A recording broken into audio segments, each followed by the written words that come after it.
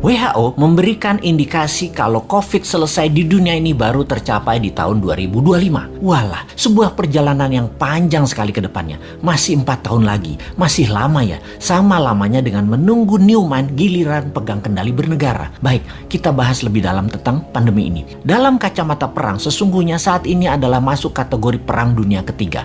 Perang dunia secara harafiah, ya artinya ada musuh bersama. Musuh bersama saat ini adalah makhluk tak terlihat, makhluk kasat mata. Karena masuk kategori perang, maka pasti ada tumpah darah, ada casualties. Yang ujungnya ada yang menang, ada yang kalah. Karena masuk kategori perang, maka sesungguhnya strategi bernegara harus pakai war mode, strategi perang.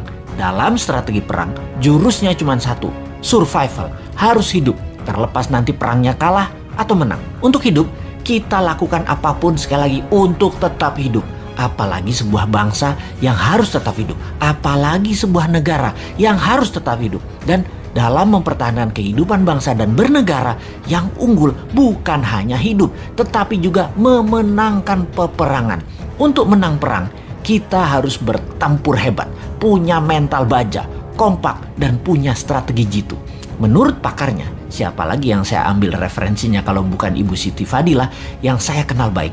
Beliau banyak menginformasikan melalui YouTube channelnya juga. Kita sarikan bahwa virus punya sifat alami untuk survival, untuk tetap hidup. Biasanya punya 3 periode mutasi. Mencontoh Spanish flu di awal abad 20-an. Gelombang pertama, gelombang kedua, gelombang ketiga, virus bermutasi. Seperti bola dilepas dari tangan. Pantulan pertama lebih tinggi, pantulan kedua lebih rendah, dan pantulan ketiga terendah. Virus pertama kekuatannya terlemah, gelombang kedua mulai menguat, dan ketiga terkuat. Itu adalah hukum alam, dilihat dengan kacamata, disederhanakan. Lalu kita lihat strategi bernegara. Ada yang pakai vaksin solusinya, ada yang pakai imunitas, ada yang keduanya dikombinasi. Amerika di zaman Trump pakai cara yang terlihat kasar, yaitu membiarkan rakyatnya terpapar dengan cepat dengan niat agar herd immunity tercapai alami, juga dengan cepat karena yakin imunitas rakyat Amerika baik dan sistem kesehatan Amerika terbaik di dunia. Casualties atau korban perang di bawah 1,5% ternyata. Saat ini terdapat data bahwa 49% rakyat Amerika sudah terpapar dan punya imun sistem sendiri, dan suntik vaksin sudah mencapai 20% populasi, alias herd immunity sudah tercapai di Amerika saat ini. Vaksin tetap dilanjutkan. Prinsip kebijakan Gedung Putih ala Trump melawan Fauci dan WHO, namun membuahkan hasil positif sekarang. Penasehat Biological Warfare Gedung Putih menyarankan Trump waktu itu, strain gelombang pertama itu terlemah. Secepatnya saja disebar dan paparkan dengan tanpa mengikuti protokol WHO dan Fauci yang sepertinya mau menghambat agar Amerika rakyatnya maskeran, dan strain gelombang pertama kenanya sedikit sehingga vaksin laku terjual setelahnya. Bahaya kalau gelombang pertama dibatasi atau ditahan. Keserang gelombang kedua, pertahanan imunitas masyarakatnya kurang. Jadi gelombang pertama lepas saja. Toh sarana kesehatan bagus. Itulah analisa dan strategi Gedung Putih di masa Trump yang terbukti tidak ada gelombang kedua di Amerika yang telak. Pada saat ini karena herd immunity tercapai, Amerika menang perang melawan COVID.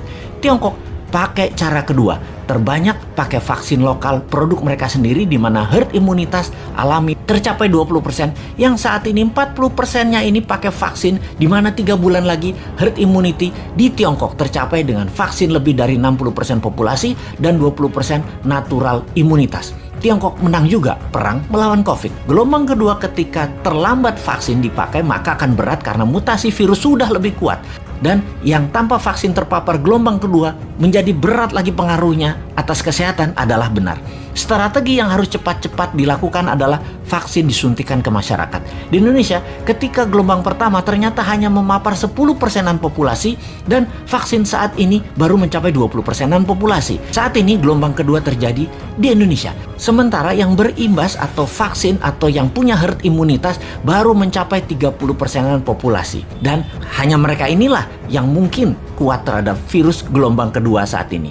Dan mudah-mudahan sekali lagi tidak ada gelombang ketiga mutasi COVID, yaitu COVID yang terakhir mutasinya yang terkuat. Kita harus segera mencapai herd imunitas saat ini, segera. Inilah hal yang kasihan pada pemerintah saat ini. Kita tidak menyalahkan hal ini sudah terjadi, tetapi kita harus melihat ke depan. Sistem kesehatan kita belum sebaik negara maju. Imunitas vitamin, makanan masyarakat juga belum sebaik negara maju. Maka yang terbaik kita bantu pemerintah saat ini dengan PPKM-nya Jawa Bali, kita taat 100%. Diam di rumah selama 3 minggu, gunakan minimum movement selama 3 minggu, makan sehat, hidup sehat, baca buku, dan olahraga. Ini semua karena sudah kadung, dan kadung juga pemerintah beli vaksin banyak banget, sampai 400 juta katanya, untuk memvaksin seluruh rakyat Indonesia. Vaksin ini ada batas waktu, ada expiration date, jadi harus cepat-cepat. Pandemi, kalau penanganannya benar, sarana kesehatan baik, dan imunitas vitamin yang didahulukan, menurut Ibu Siti Fadilah, dengan 50 juta vaksin cukup kok. Kecuali pesan banyak ini karena sekaligus jadi proyek pejabatnya. Ya walahu alam.